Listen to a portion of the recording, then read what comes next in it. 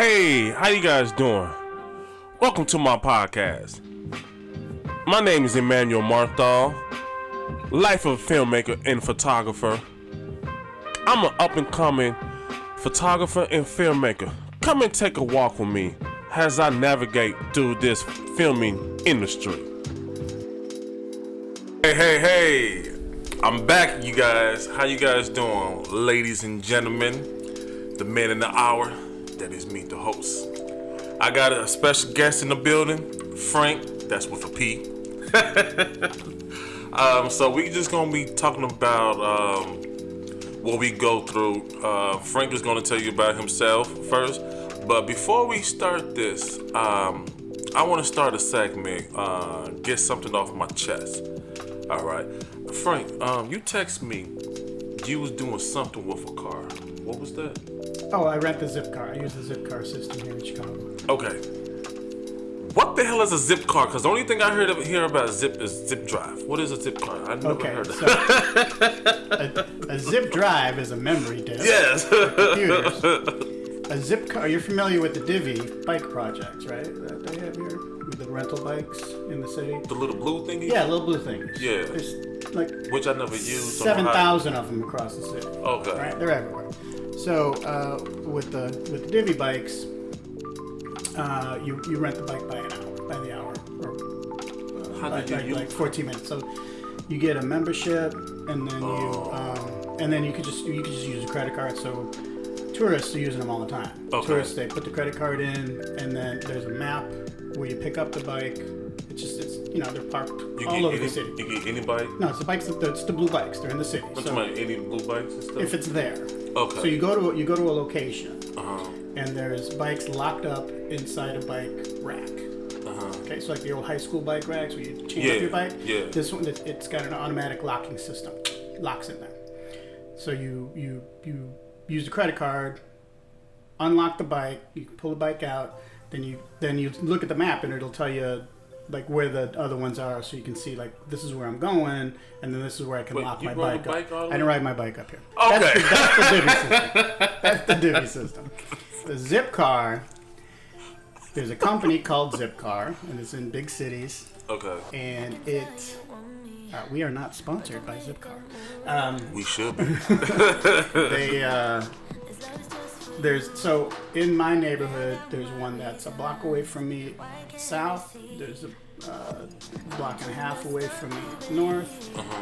2 blocks west. And they're all over the city. And what you do, you become a member. And then you can use the app, or they give you a card that you put in your wallet. And what you do is you go online and you reserve a car. So it's like, I need this car from 7 to 9. Okay. Because I'm going to go grocery shopping. Okay. Right? And then they program it. It's satellite powered. So you go to the car and you touch your card on this mechanism on the windshield, and it unlocks the doors. Okay. And then it turns on the system to know. So it's like you are the one using this car now. And the keys are in it. And it's got a gas card in it. So you rent the car by the hour. You don't got to pay for gas? Don't have to pay for gas. You don't have to pay for insurance. Now you can pay an extra for the insurance every time you rent it. It's only like $5. My membership charges $9 every month, so I am 100% covered from an accident. So if I smash into somebody, I can just sit there and I don't owe anybody anything because I'm 100% covered. Wow. So you have to return it where you found it. Okay. So you drop it off where you picked it up. If you're late, they charge you $50. You get 180 miles before they start charging you for miles. Okay. That ain't bad. That ain't bad at all. It got me all the way to Port, Indiana and back when I was working at the hospital. And then, so gas is included, insurance is included, 180 miles is included. They want you to keep it clean. If you have pets, they got to be in a cage. Okay. Don't eat in the car, and leave it with at least 1/4 tank of gas. So if you're driving around and you didn't have time to go to the gas station, as long as it's got a 1/4 tank or more, they won't penalize you. But if you're near a gas station, just fill it up because you got their car. It's their car. You could be that cheap asshole have somebody drive your car to a gas station. Since you got a gas car, you can fill up your gas for free.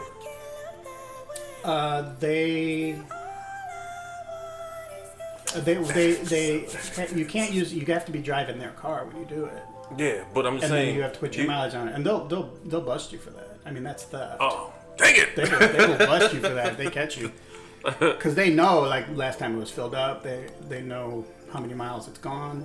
Okay. So if you got a. If you're filling up 2 cars, they're gonna know. I was trying to give this free car gas. doesn't take so I highly. Hey, it was gonna be nice. Especially gas prices going up. I do not promote theft. I do not promote gas theft. I do not promote trying to use a system that's trying to help people to abuse that system. Hold up. But you are helping the system who's taking jobs away from people from the Ubers and Lyft. It's not taking jobs from Ubers. Like, I don't use Uber. I don't use Lyft. I've never used Uber. I've never used Lyft. So and if I didn't have the zip car, I probably still wouldn't use Uber. I would go to an old school taxi. Why, you got a problem with Lyft and Uber? Mm-hmm. Oh, I want to hear this. Why? Because they were taking jobs away from taxi cabs. If you're going to go talk about taking jobs away. So you used to be a taxi cab driver? Oh, I was not a taxi cab driver. Dang. No, I'm a public transit driver. I take the buses and trains, and I'm a biped, so I walk on my feet. All right. The zip car's nice. You're going a little bit of a distance, and so I can grab some groceries on the way back. I can drop off my laundry on the way here. I might try that. So it's $50 for the year. $50 for the year? To be a member, and then like this one I got right now is $10 an hour. So I'm paying $10 an hour. That ain't bad. And then they have payment system. So when I first used Zipcar, so here's how it started. I owned a car. I was paying on the car note. I was paying for gas and I was paying for insurance. So it cost me $260 a month to pay to buy my car back. And it was about $35 every 2 weeks in gas, and it was $160 for insurance. All right, and that's without all the other maintenance. That's not without parking, tickets, and all that crap that I got. So I joined Zipcar, and I was paying them. What was it? I was paying them $200 a month, and at $200 a month, the rental prices dropped down to like $5 an hour, and basically you just like prepay for your rentals, right?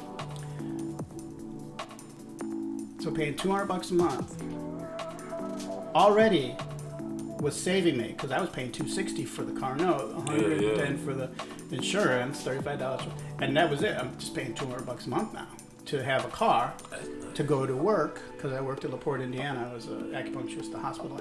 But you paying like, if you work 8 hours a day, you paying $80 though a day. No, because it tops out. Well, it tops out at 8. No, I was $5 an hour, because I was paying that. I had that. It was $5, so I was paying $40, and that was my first patient. My first patient gave me $40. But if you work 5 days, that's. I only worked 2 days. Oh. I wish I had his job. 2 days a week. The money must be great. I was teaching in the city, so I only needed the car for the 2 days. Okay. I was working at the LaPorte Hospital. I was working at a chiropractor's office. I was teaching at a acupuncture college. So anybody who's thinking about robbing a bank, great getaway car. Wait, what happened? You get tickets? That's not a good getaway car. What about the tickets? Speeding tickets? Oh, you'll get speeding tickets. They'll come to you because they know you were the one that had the car at the time. If you get a parking ticket, they know it's you, because if you get flashed, with the traffic. Well, you guys, I won't be getting one. Well, just why you always gotta do bad stuff? I'm just saying. Stealing gas, speeding. I live on the wild side, going to be wild. It's just like if if you get in an accident too, they know it's you. Oh wow. Well, so go ahead and tell everybody about yourself. What do you do? So I do quite a few things. My professional career right now, I'm a licensed acupuncturist. I'm a doctor of Chinese medicine. So I treat patients who have different kinds of ailments, pains, headaches, menstrual problems, sleep disorders, digestive issues, migraines, allergies, colds, flus, ear issues, hearing problems. Is that the stuff that they put the needle on people? Put the needle in them. Stick in a needle. Does that really hurt? I can make it hurt, but I charge extra for pain. Oh, I'm good. And yeah, but the medicine also has massage techniques. We have herbal medicines. We have patches and creams. Okay. East End, we got all kinds of things. So that's I teach the medicine. At a school down in Luke.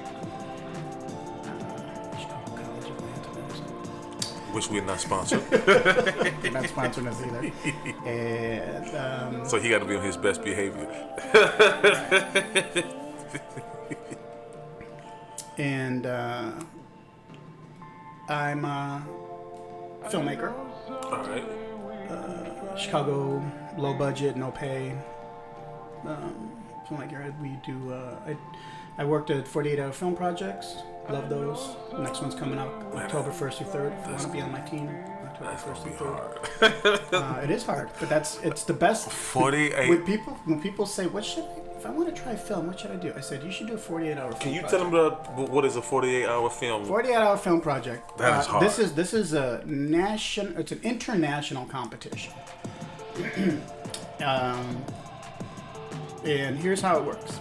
So in the United States, at least, we get there's the weekend that you're doing the project. So Friday to Sunday.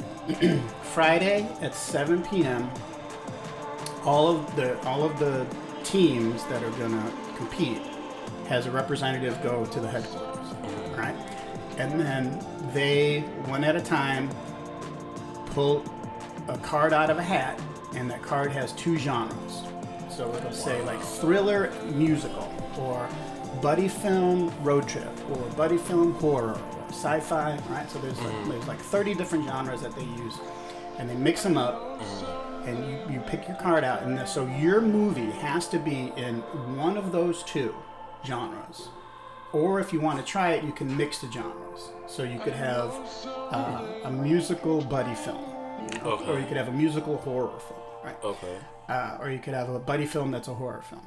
So that's the first thing. You have to have your film in one of those 2 genres, and they're pretty broad leeway of like, did that fit under the genre? They're pretty good with that. And you can also add your own. Like if you pull horror film, you can make it a comedy horror, as long as one of the genres is satisfied. As long as one of the genres. Is okay. All right. So that's that. So everybody. So people are all pulling all these cards.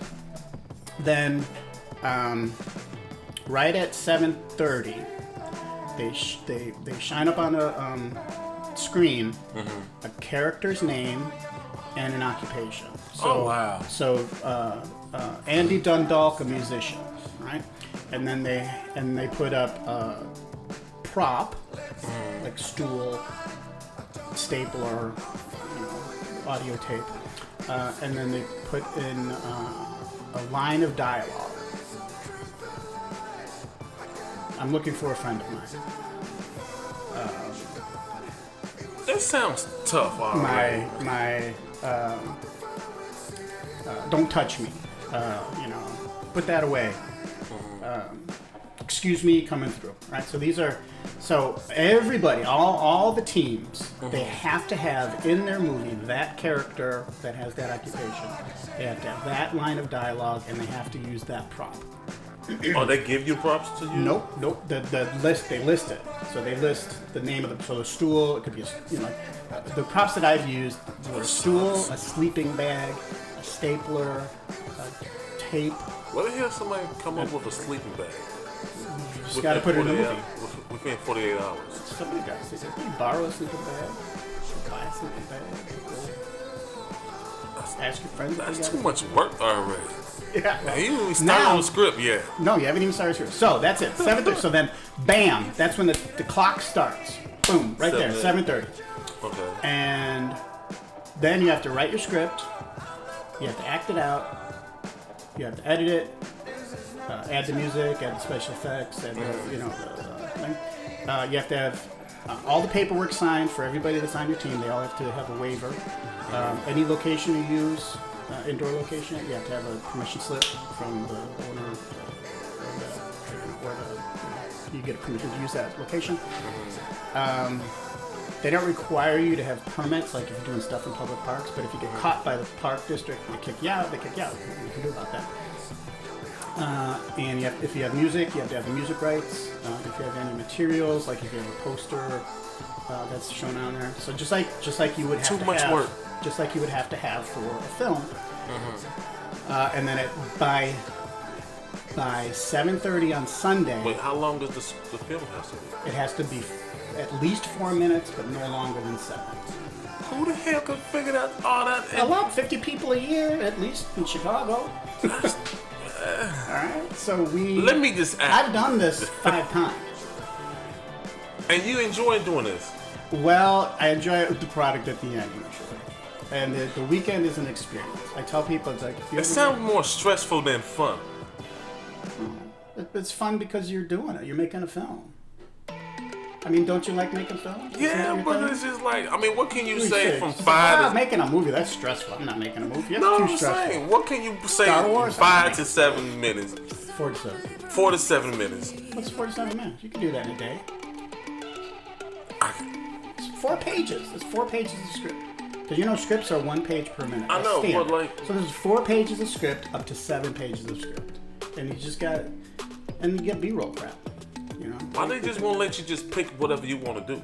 You have to do... Because it's a contest. But that still could be... No, it's a contest because they have to have... Because if they have these boundaries, then they know that it was made in that weekend. Because why else are you going to have this character? Why else are you going to have this prop? Why else are you going to have this line of dialogue? And it has to be in the genre that you pick. So it's like, no, hey, hold on, let me finish now. So you turn it in on Sunday. Now, if you don't turn it in on time, they'll still show your movie, but you can't win awards. All right? So, and there's people, you know, they under the wire, you know, the rendering didn't last, something went bad and they weren't able to, you know, but they still show it. And so about 2 weeks after you turn it in, they show the movie at Music Box, or it was at the Logan Theater the first time I was in a show. And so the audiences come and they do it in blocks. So like there's 50 teams, so we'll do it like in blocks of 13 movies at a time. Okay. All right, so you show 13 movies. So I'll be like, I'm, the 6 o'clock block. Right, so I'm in the 6 o'clock block. Not bad. I tell all my friends, come watch the movies at 6 o'clock. Yes, they're going to vote for me. And they give you they give all the audience members a strip of paper. It's got all 13 movies in it, and you have to pick your top 3. If you only pick one, they throw away that vote. You have to vote for 3 movies, so they know that they're not stuffing the ballot, right? Didn't they do this at Gorilla Tango? Gorilla Tango did their own. Okay, because they did their own. Familiar. This one is the national competition. This is like the international competition. So with the Gorilla Tango one, because I remember my friend was with Awesome Monster, Nicholas Taylor, Awesome Monster, the improv troupe there. I remember. Okay. A sketch comedy troupe. They weren't improv. They did one, and he also ran one up at Lawrence under the L tracks there. There was a bar. I forget its name. Anyway, so the audience votes for their fan favorite, so you can win fan favorite, and then they have judges that are, so in the 2 weeks before they were showing it, the judges were judging on directing and writing, best actor, best actress, best use of prop, best use of the line of dialogue, best portrayal of the character, and then you have the standard thing. So now you can be an award-winning filmmaker because I won this. Now, really? If you win the best of Chicago, okay, so if your film is like the #1 film voted for by these judges, then you go to Filmapalooza. Okay, so then the winner of every city goes to Filmapalooza, which is this film contest of all of the 48-hour film contests. And then the one who wins Filmapalooza goes to the Cannes Film Festival. So you can get your movie into the Cannes Film Festival through... Cannes Film Festival, that's a big deal. That's a big deal. Yeah. Chicago got it 2 years in a row. No way. Yeah, Chicago made it into Cannes 2 years in a row. So we got some good filmmakers. I mean, they did that in 48 hours. If they can make that in 48 hours. Just imagine they'll do with a feature film, yeah. 6 months. So how There's long? some really good films and there's some really bad. Like you'll sit there. And you know, somebody they didn't have the windsock on their boom mic. You know, they didn't have it white balanced. You know, so the colors all off. You know, they didn't get a storyline put together, so they like had to do it all on Sunday. You know. Freestyle. And then some, and then you see something like it's just really well put together. So what made you want to get into film? Well, I love watching movies. When I was in high school, I worked in a film class where we had actual film. Like we actually cut the film with a razor blade. Really? And then you taped it with Scotch tape. and that's how you edit it.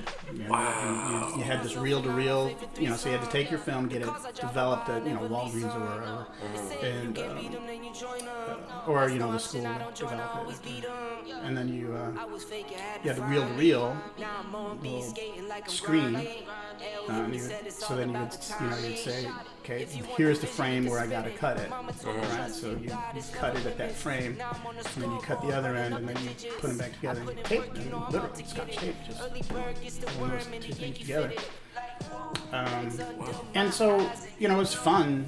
That's why I told you I like editing. It's like it's just really nice to see. This is where, you know, this when you're switching from this shot to that shot and the head is turning, that you make it look like a smooth transition. You know, it's not like a jerk stop motion thing. Speaking of editing, I got to tell you guys this story how I first met him. So I made a post on Facebook that I'm looking for a crew. And so he was one of the people that replied to me. He was, to this day, he is the only person that is so gung-ho that love to edit. Like, I want to edit. I want, like, so what in it. So for people who doesn't know, editing is probably the most important thing, one of the most important things as far as filming. It takes the longest, like, filming when you go out to go film, it's the easiest because, you know, boom, boom, boom, you shot. But actually to sit down and edit and look at every clip, do the audio, I mean, make sure everything is continuity. It is like, I mean, I would do it if I have to, but it is extremely tedious. When he say he wants to do it, I'm like, okay, cool, all yours, buddy. He's like, I got you as an editor. Yeah. So yeah, the top 3 things in film. 1 is lighting, which is part of camera work. 2 is sound, and 3 is editing. Because editing is the final draft of writing. Exactly. The final draft of writing. Now, the best editing comes from a coordination of good directing, good script supervising, where they keep the continuity and the editor. So if the director can communicate through the script supervisor what the best shots are that they want, and then that guides the editor in that aspect, and then they can pick and choose, you know, the other, you know, add-ons for the parts that they, when you got to fix the things that you got to fix in post. Exactly. I'm not a colorist. I do like to do some sound design in the editing. I like to add some special effects in the editing. It's hard to fix sound in editing. It can be done. I got somebody who But you got to get somebody. You got to get more of a professional sound. He designer loves for doing that. that. But yeah, that's why you got to have the sound done on set. You get that sound. Sound and image. Those are the 2 big things. You know, and the editing just puts it all together. But yeah, I love because that's the, you know, that's the final storytelling. You know, you get to Make it break the movie. make it break it. I remember somebody was talking about Star Wars. You've seen Star Wars, right? episode 4, the first one, first Star Wars. I've never been a fan of it. I'm like, well, there's the Death Star scene, and you got the commanders at base, and then you got the fighters out in space, right? And originally they didn't have those two separate things. They had to shoot the inside scenes so that they could cut back and forth from the inside shots to the space cowboy shots, so that added the tension to it. Because if you have if you just have these fight scenes, you have these fight scenes, but then if you see people like responding to what's happening to these fight scenes, directing, how these things have to go, then it adds a dimension of that suspense, of that emotional baggage that's added to the film. And so,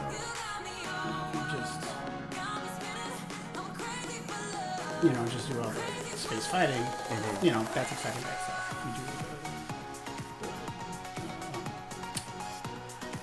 what's it called? The situation room acting. That's situation room. When you combine those two together,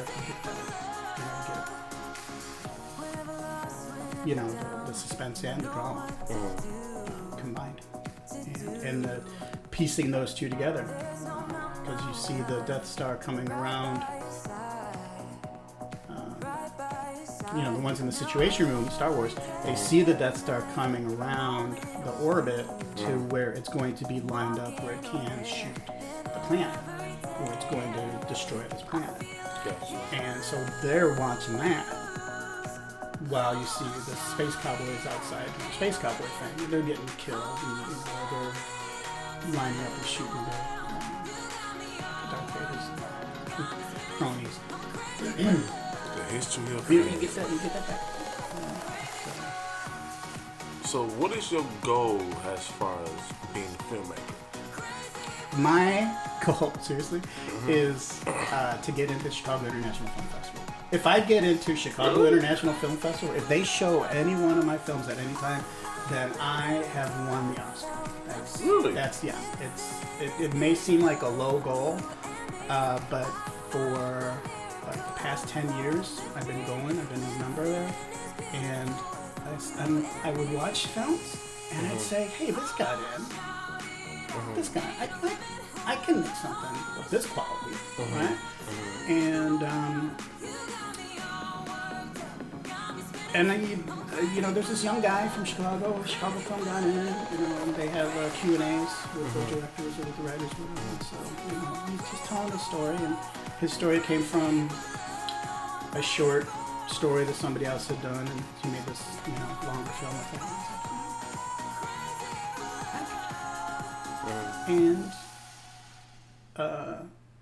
I submit, and they reject. But I don't need to be in Cannes. I don't need to be at Sundance. I don't need to get an Oscar. Why not Sundance? I mean, if I get those, I'm not gonna cry. I mean, I'm not gonna complain. I'll probably cry. I'm not gonna complain. But you asked my goal. My goal, because Chicago is my home, and Chicago International Film Fest has been around 55 years now. Really? Years. Oh yeah, it's an old timer, and it's international. I mean, they got films from all over the world. And when I go, I usually try to see a Swedish film, because those are always good. I like to see a French film and an Italian film. I like to see an Asian film of some sort, so a Japanese film, a Chinese film, then I see a couple of American films. I get the 20 ticket pass thing, and then I go to the Q&As. I like to see who's speaking. They'll have directors there, having a panel. They'll have distributor panel. They'll have writing panels. So and those you can get a free ticket. You still have to get a ticket, but it doesn't cost you. And then you get that in between the films. And what I do is I just I get their catalog, and I circle the days that I'm not working, the times I'm working, and then I make my schedule. It's like, okay, on Thursday I'm going to see these 3 movies because they're all lined up where I can see them all. Friday I'm going to see these 2, and it's like, oh, this one's playing on Thursday and Friday. Well, let me switch this one, and I'll see this one. Now I can see these 3 on Friday. Okay, these 3 on Thursday. And it's at the River East 21. I think it's happening again this year. They just rejected my film, Time for Love. They said they got like 40,000 films being submitted to them. What they looking for? They're looking for all kinds of stuff. But if you got let's say 10,000 films that you're looking at, you can't show 10,000 films. How many films? Even in 2 weeks. I mean, they're there for 2 weeks. Wait, they looking at 10,000 films in 2 weeks? Well, no. They're looking at 10,000 films all year, but their festival only lasts 2 weeks. Okay. So wow, that's a lot of that's a lot of time. Like, wow, you can't. Because everybody and their sister has a camera now. Pretty much, yeah. And YouTubers and I mean, now smartphones, video bloggers, and they're doing things with smartphones. They got all these TikTokers, so people know how to edit and screen and put special effects on. They can make short stories. So there's lots of films that are being submitted, and the more that films are being submitted, like the more yours really has to stand out. And I thought I had a good story with this last one I did, but. I'm trying to put my stuff. No film next year. Yeah. And that's what keeps me going. That's what keeps me wanting to make another film. It's like I want to submit something else. You determined to listen, damn it, you gonna watch my movie. I'm Phranque with a P. Yeah. Wow. Now you definitely want me to do it now. And the other festivals, so I got one at VAIFF, so it's gonna be October 9th and 10th. It's up for Best Drama. Ooh. It won the fall. So VAF, Various Artists Independent Film Festival. Their festival runs all year, and every season they pick a winner for each genre that they have. Got you. And then in October they have, so then they'll have 4 films per genre. They'll have one that won each season, and then those 4 compete for the best of the year. So I already got best of the fall, I think it was. Really? And then so that's why I'm in the 9th to 10th to see if I can get a best for 2021. So you doing something right? Yeah. And last year we got best comedy with Promises. Did you see Promises? Did you watch that one? You got to send me that link. It's on Amazon Prime, man. Just search my name, Phranque, Phranque, WRIGHT, right. Go to Amazon Prime, put that in there. You'll see Promises, Carl and the Chainsaw, and Edge of the Woods. Promises won Best Comedy at VAFF. Wow. So how did you get your stuff into Amazon Prime? Which one do you prefer? Network TV, Amazon Prime, Hulu, Netflix, YouTube? Mostly I watch YouTube because it's free. Yeah. And I have a password for Netflix, so I watch that. I watch more YouTube though because I got some people that I follow there. So at VIIFF, Various Artists Independent Film Festivals, one of the panels that they had was this guy talking about how do you submit your films to the different platforms.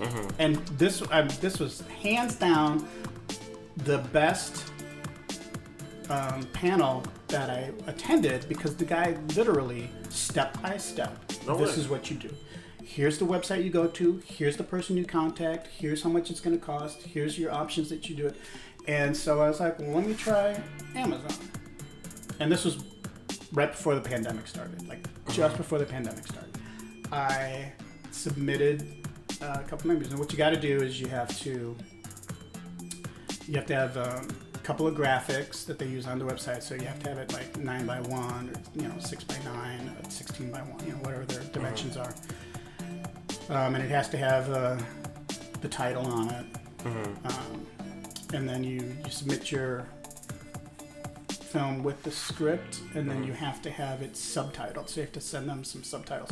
And I do that with Rev.com. Just submit it to Rev.com. 24 hours later, they send it back to you transcribed. And in the format that, that's required. And then you just check it, and then you can fix it. So it's like 95, they guarantee 95% accuracy. Nice. And they're great because they even type down the lyrics to the songs that are being overlaid. So when somebody's not talking, they'll have the little music indent, so they'll have it italicized, so you know that it's like the song is being played in the background. Wow. So, yeah, and it's and they charge by the minute. Okay. So it's like $1.50 a minute. Not bad. Of content. So then I did all I followed all the steps, that was on Amazon Prime, and then and usually they would respond in 2 weeks. Well, the pandemic hits, so they're like, we're understaffed, so it's going to take some time. So then 2 weeks go by, a month goes by, a month and a half goes by, 2 months go by. And then I just kept looking, and it would show, it's like got this half green circle, which means that it's being submitted. And then if it turns red, that means that there's something that you missed and you got to fix it. Okay. And then then you got so the half green circle. So it's green. Yeah. So as long as it's half green, then I'm still moving forward. And then one day, I'm watching my YouTube channels or whatever, watching some late night movie, and it's like, oh, let me check Amazon, and I go online, and the solid green. It's a solid green circle, which means it's good. It's live. It's live on Amazon. It's 3 o'clock in the morning. I said, oh, I gotta tell people I'm live. I go to Facebook. It's like, you guys, I'm on Amazon Prime. Watch my movies. Give me ratings. And I looked at it, and some guy out of some schmo out of the blue.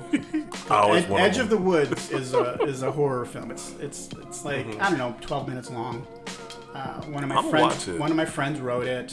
I directed it and I edited it. We had only 1 day of shooting, so we couldn't get everything we wanted to get. But it's a nice thing. And so the very first review I ever got on the internet was 1 star, and the guy said his headline was "Time You Can't Get Back." Meaning it's a waste of time. Yeah, I know. And then his full review was this movie waits to the last minute to try to scare you. I was like, it's kind of legit. I could see why he said that. But you got your stuff on Amazon. Yeah. So then I went back on Facebook. It's like, hey, I got a 1-star review by some schmo that didn't like my movie, which means now I'm famous. This means I made it. So I got over that hurdle, right? So this is why Chicago International is my big thing. So it's like, so I'm like, you guys, you gotta give me some stars because I'm a 1 star right now. Yeah. But it's been up for a long time, and and it's fun because if a streamer or somebody who has a subscription, they can watch it for free, and then I get pennies for however many minutes they're watching it, and then somebody can rent it, which means they get once they start it, they have 24 hours to finish it, or you can buy it and then they can watch it as many times as they want, but I only get a percentage of the $10 they paid or $5, whatever it is that they paid to buy it. So the streamers,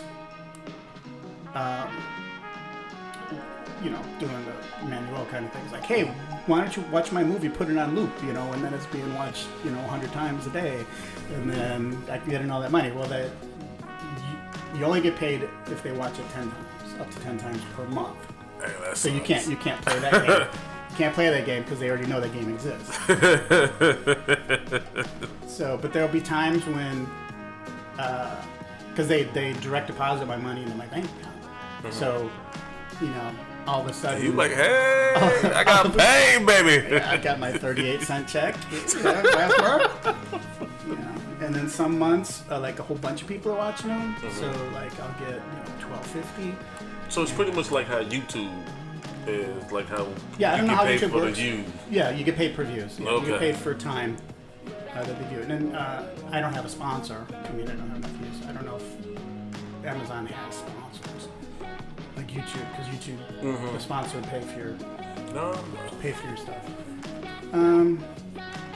So what's next? Like what's what's the long goal of you being a filmmaker? Like you wanna get an Oscar, put your stuff on big screen all around the world? I've always been on big screen. I've been on big screen. Me too. My first movie, my first and only movie, All big right. screen, baby. There you go. So I'm doing shorts right now. I want to do a feature. I have a feature written. I've had it written for at least 10 years now. Okay. And when I show my friends, it's like, hey, let's see if we can make this. And they didn't read the script. I'm like, hey, show other people, and they didn't read the script. And then my old prom date from high school had a production company in LA. And I said, hey, should I make a fake trailer, to try to get people interested in this? And she's like, no, make a short. Take a piece of it and make a short. So that's Carl and the Chainsaw. Okay. So Carl and the Chainsaw on Amazon Prime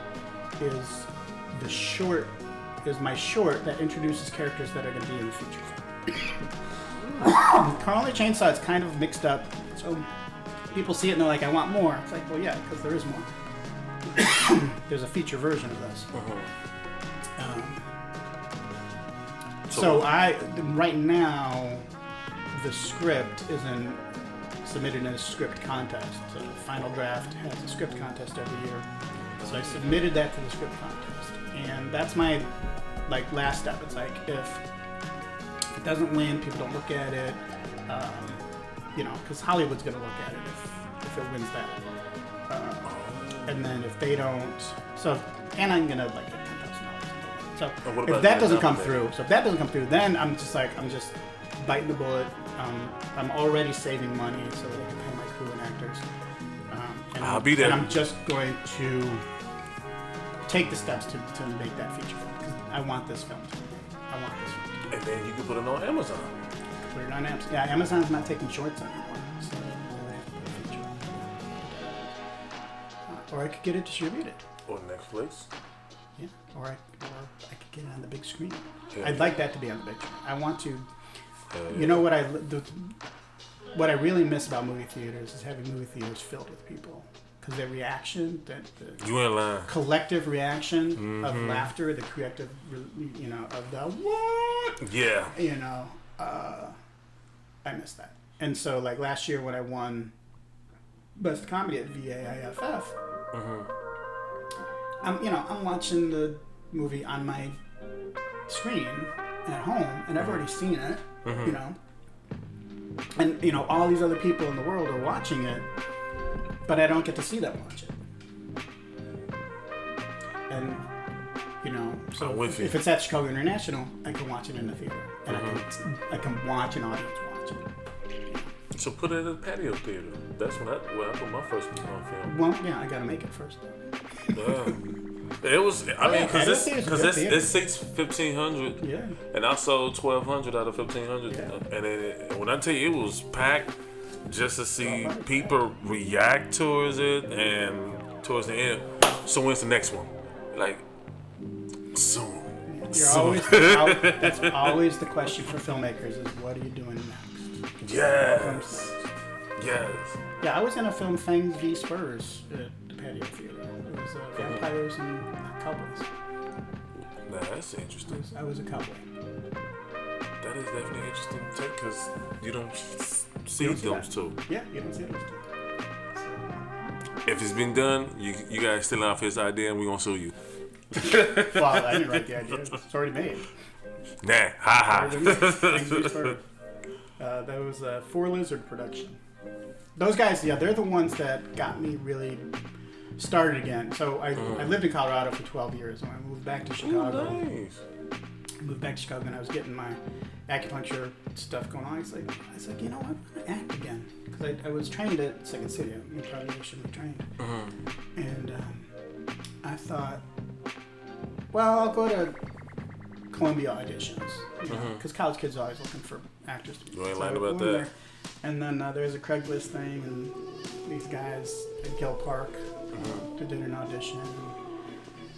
They I was trying to be the crazy guy that came out of the mountains, and they gave me the taxi driver. I look at the script. The taxi driver had one line. Oh, wow. But he gets to throw the lead actor out of his car. I was like, well, I get to throw the actor out of the car. I brought it to the set, and this was way low budget. Let me tell you, they used duct tape to hold signs on the car. And I played my character, and then when I went to throw him out of the car, I had this orange scarf, and I took off the orange scarf and I threw it out of the car, and I went around and I opened the door, and I said, "You're the one!" And I grabbed him and I throw him against the fence. He bounces off.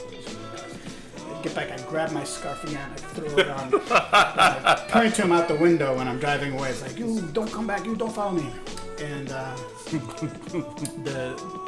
and then I thought I'm done. I go home. The director calls me that night. He says, "We really liked how you handled your scarf as your character. Hell yeah! We have these dream sequences that I was gonna have them, but it's like it'd make more sense if the cab driver was in the dream because you just saw the cab. You want to come back and do these dreams?" So I went back and did the dream sequence. I was like, "Yeah, I'll do it." And then we're doing this police station scene. We thought, the cab driver could be in the police station because he's gonna, report this crazy guy. I'm like, "Yeah, I'll do the police station." And start off with one line. We're doing this bar scene, and we don't know if the cab driver is, one of these aliens or not. So you could, have you sitting by, we just have you sleeping next to an MIB guy. CIA agents. I was like, yeah. So, here I go from one line to be in 6 scenes. And You're like, hell yeah. Yeah, it was a low budget film. It was this camp thing. That one it was a conspiracy theory series. This was lizard something, I forget. But it was the conspiracy that lizard people control the government.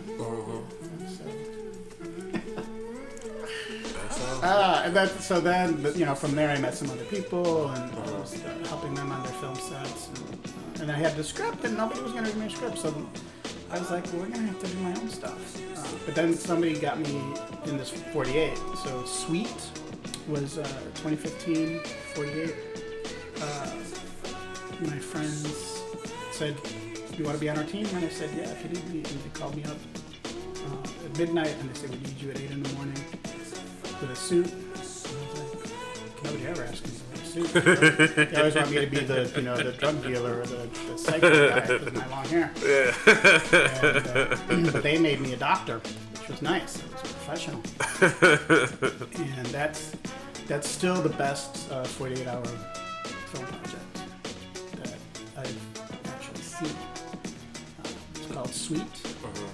If you go to YouTube and type in "nothing without a company Sweet," it should pop up. Okay. One of the top 2.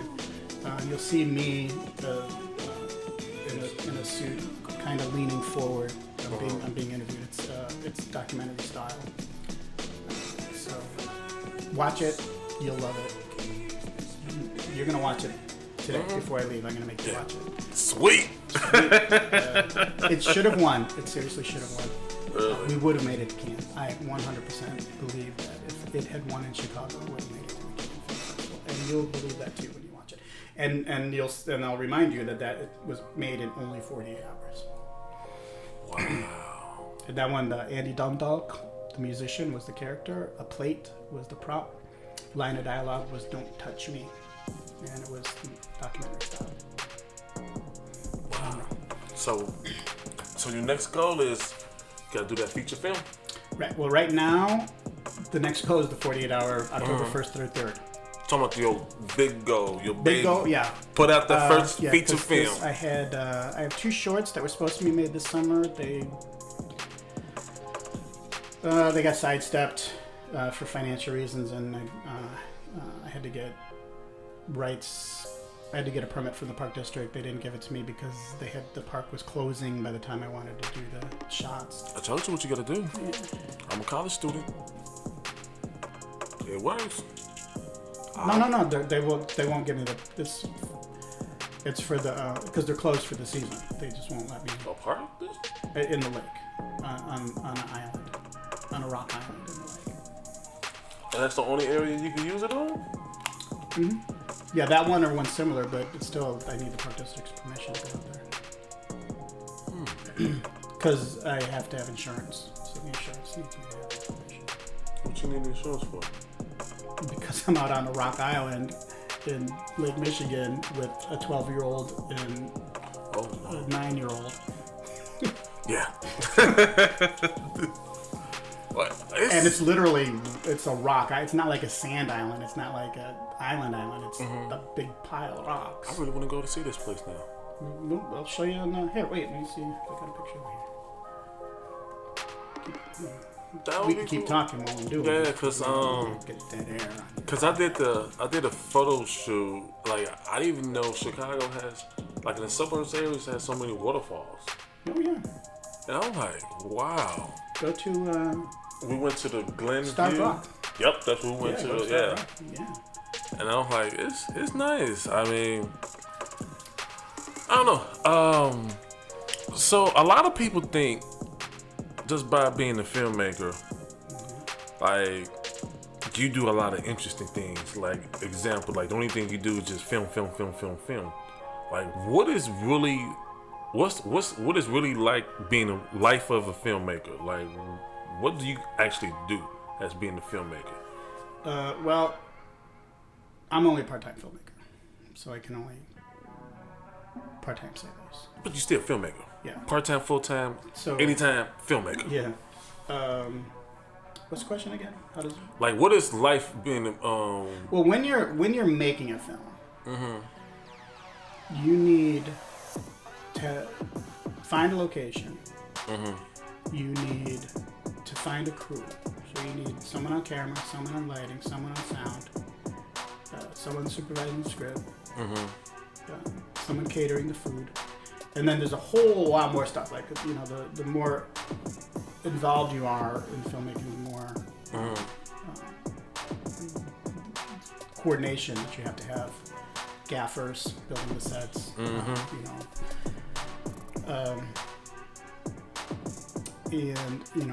getting extras. So it is work, but it's fun. To me, it's therapy. It's therapy. Like when I'm on set, like honest to God, like that is my most joyous time is when I'm on set, and then when I gotta edit, I'm like, oh man, I gotta edit all this footage. I love it. And I'm like, Phranque is here. Cool, Yeah, Phranque. Where you at? So, but it's just, I don't know. I mean, you got, because the days on set are always great because you got, because there's laughter, and there's people doing makeup, and you get into B-roll stuff. And you meet a lot of interesting people. And you meet a lot of interesting people. Like perfect example, like look at Clint Eastwood. Like the guy is like 80, 90. And it seems like every film that he does, he gets better and better and better. And, I hope so. And he clearly says that it's like he want to do filming the rest of his life. Like he even said like, hey, if I die on set, I die on set. And he like you can tell he enjoy doing that. And then that's how I am when I'm on set, when I'm doing film. And it's my piece. It's like I'm around people who have the same goals. It's like, hey, you get to create something. Like it's like you playing God a little bit, but you're not really playing God. It's like you write a script. You're creating that whole world. And then it's like it's like being a little kid, just having a great imagination. And I'm starting to believe that. I think everybody that's a filmmaker or actor that's in that field was one of those kids who had a great imagination. And then when they just got older, their imagination just got better, and then they just put it on paper and put it on films. And it's just like, I mean, now it's just like I'm starting to see more and more people are becoming filmmakers, because it's like you look at the phone companies, like the iPhone and iPhone 13. It's mainly catered to filmmakers. Like, and that's crazy. They have like a cinematic mode. Like, you don't sell cell phones just to a regular person and say, hey, this is. it's just like the quality, and it's like the cell phone is competing against the cameras. These professional cameras. And I always say it's like, hey, $1,000 cell phone and $1,000 is better than buying a $50,000 red camera. I mean, the quality is way better, but it's just like, do I have $50,000? And then you don't need a red camera. I know you like buying things. Yeah, I do. He's like, every time he calls me, he's like, I just bought something new. I'm like, why? Because I need it. I'm addicted to it. Like, but you don't need. Dude, I gotta send you these YouTube channels. You don't need. I gotta go to therapy, you guys. A lot of money to do. That's why you find a good DP, find a good director of photography, cinematographer, whatever way they like to be called, because they know how to set the camera settings to give you the look that you want. What's his name? Quentin Tarantino. Yeah, Quentin Tarantino, he's like, I don't know how lenses work. I don't know a 50 lens from a 32 lens. I don't know how to set up a room. I don't know how to make the lighting. But I hire people who do. And I tell them, I want this room to look like a 1970s teenager's bedroom with, this color and this look and this feel to it. And I want them to be clear in the front and fuzzy in the back because I want when I do the shot. And then they do it. And then he's like, okay, great. And and then he directs the actors, how to act the roles, because they're actors. That's what they do. He's like, I want you to, do a little, Charlton Heston with a touch of Denzel Washington, with your hands looking like, James Cameron, So, and then they do because they're actors, and that's what actors do. And don't forget, I want to say maybe you don't need light. You just need talent. Yeah, but don't forget, I want to say it was 4 years ago. Somebody won an Oscar for best movie, and then they used an iPhone. They did 7, it on an iPhone. Yeah. iPhone 7. Yeah. And during that time, that phone was like what, 4, 5, maybe 600. What's that? 5 generations ago. Yeah, Because we on 13. 13. Yeah, six generations ago. Yeah, so it's just like. It's mainly quality, sounds, and talent, and directing, and editing. Getting the shot. It's getting the shot, getting the lighting, having the good music, and the audio. The distributors that I would talk to, they say, because I asked the distributor too if I should do a fake trailer. A fake trailer is when you haven't made the movie yet and you just do some shots for the story, and then you piece that together, and then it's a preview of what's going to come, but you don't have the real film made yet. And the distributor, he's like, no, it's like, don't waste your money on that. He's like, just make a good movie. Pretty much. He's like, you got a story, make a good story, and then hire me to distribute it for you. So, hey, I'm hiring him too. he's expensive. Woo! But he's like, but he's worth $100,000, and he's like, I can. He's like, but I'll get you in 900 theaters. Whoa. Now they may not be like the top theaters in the top cities, but there's gonna be 900 theaters watching the movie, and that's the kind of thing that what's that horror film that was independent and got real popular, made millions of dollars. A couple of years ago? It was about 8 years ago. They've made 3 of them now. What is it about? It's about the haunted house. It's a young couple and the house on the left? No, it's Paranormal Activity.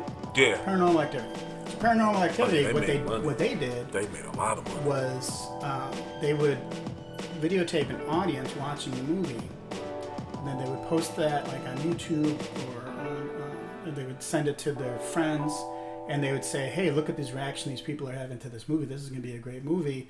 You should call your theater and tell them that you want this movie played at your theater." So then the individuals would go and they'd say, "Hey, when are you going to show this movie?" And they're like, "Oh, okay. A lot of people want it, so because the theater, if people are going to come, they'll get the movie."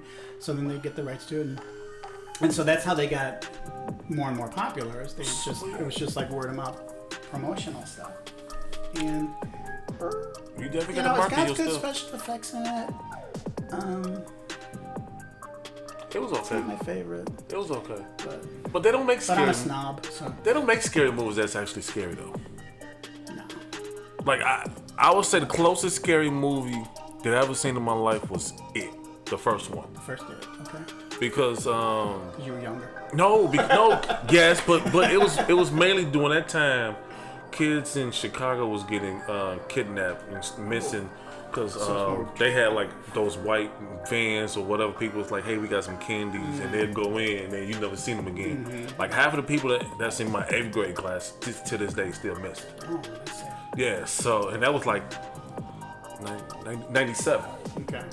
So then you're seeing this yeah, kidnapping. exactly. So that's like That's scary. that's like the closest. Yeah. Everything else is like, like Jeepers Creepers, it was cool, but the second and the third one was like, okay, this is more of a comedy than a scary movie.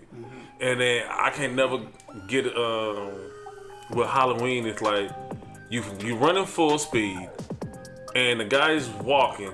You trip over a twig or whatever, like a split second. You turn around, he's boom. Like, what if he did jumping in the portal or something? Yeah, you know. So, The portal magic. yeah, and then it's like Have you ever seen It Follows? it rings the bell. It Follows, an independent film. First time I saw it was at Chicago International Film Festival. It was made in Detroit. And its tagline is the urban legend you never heard about, something like that. Yeah, I think I've seen it. This Yeah. basically, there's this entity that can take on any form, and it's a slow zombie, so it walks. And if you run and drive far away, then it'll take a while for it to get up to you. But it won't look the same when it's coming up to you. So it can look like a friend, it can look like a stranger. The movie was always like some half naked person, some old lady or some guy, and you're the only one that can see it. And it's coming after you. Now it's coming after you because you had sex with somebody that it was coming after. So it's a haunted venereal disease. All right. So I want to see this. yeah, it's really good. It's really good. So this guy has sex with this girl, and then he like ties her up, and he like has to show her this is the thing that's gonna come and get you. To get rid of it, you gotta have sex with somebody, and then it's gonna go after them. How long? Now, if it kills the person that you had sex with, then it's gonna come after you. So it goes back down the line as it kills people. So people are just kind of putting it forward in the line. This is so good. I want to see this. Yeah, and so when she gets it, she doesn't want to pass it on. She wants to see if she can get rid of it. Now, she's with all of her friends, and none of her friends can see it. She's the only one that can see it, and she doesn't know who it is, right? So it could be like anybody that's coming towards them. And it's one of the movies that, like, I think this is really how people would act if this kind of a thing was happening to their friend. You know, because in movies you see it all the time. It's like they either are making fun of it or they don't believe it, and everybody dies from stupidity. But this one, it's like they believed her enough. They weren't quite treating her like a psycho. They were still like confused by it though. And then they would help her. They would help her like try and hunt this down and figure out how. It was made in Detroit. I gotta write this So down. it's got a gritty feel to it. What's the it's name called of it? It Follows. And I mean, it's not a super scary movie, but it's a great story. Yeah, it sounds like it's a great Good story. story. Like I'm a sucker for great stories. Yeah. That's. And lately, like another good scary movies, you probably will laugh.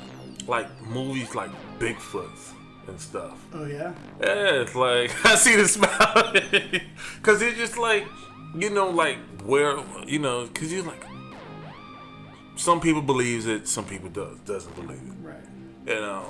I'm a non-believer. I'm a believer. I'm a full believer, and I don't know. It's just like you seen more. Now you see a lot of more scary movies that's like in the forest areas, and you're like, I do not want to go in the forest. It's more and more in the forest area. Like I don't Edge of the Woods. We made one. yeah, and then it's like cemeteries is just like especially like walk at nighttime in the cemetery. Like, nah, I'm good. Nah, I'm fine. So, yeah. You guys gotta watch. What can I find? It Follows. It Follows. I've got the DVD. I bought it. You gotta search the internet. It's not. I don't think it's anything free. Amazon might have it. They might. Look it up. Okay. I might have it on demand. You might have it on demand. It's I think it's 6 years old. Okay, cool. So it's been around for a while. But I saw we still had a video store, DVD store, the record store. Reckless Records. We had a Reckless Records on Broadway until a couple years ago. So I would go there and I'd get all the old Columbos and I would get CSIs. And then I'm walking through the movies and It Follows was there. So I got It Follows.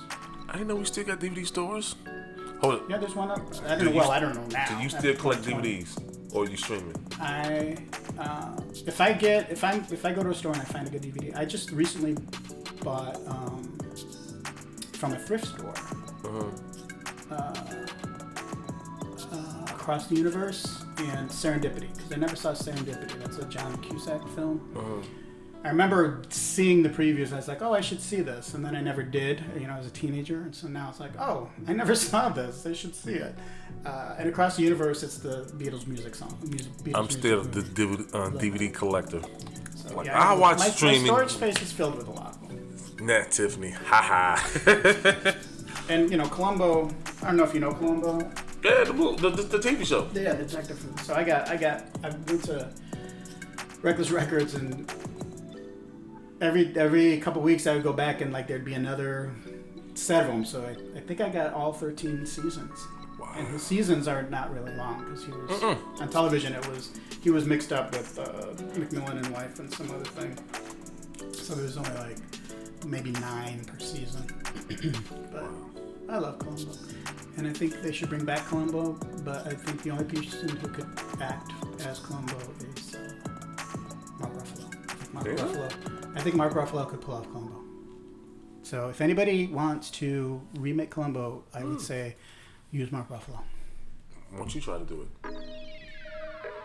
Go ahead. I'm not Columbo material. Go ahead. I'm going to keep my long hair. Columbo's not long hair. You can write it, direct it, and hire him to be acted. Oh, well, yeah. I mean, if I could write it. I'm not good at writing Columbo stuff, though. I like watching it. I can write to anything. I love watching him figure it out. Columbo was kind of a reverse of a murder mystery, because it starts off, you see them do the murder. So the audience knows who the killer is. And then you just watch it unfold as Columbo figures it out, or how he can prove it. Because he knows who it is, but how can he prove it? And then that final scene is how he finally just slams it. Like MacGyver. Yeah. Well, you guys, that was our take. We had fun. Where can they find you? You can find me at my Facebook page, Phranque Wright, Phranque with a P, Wright with a W.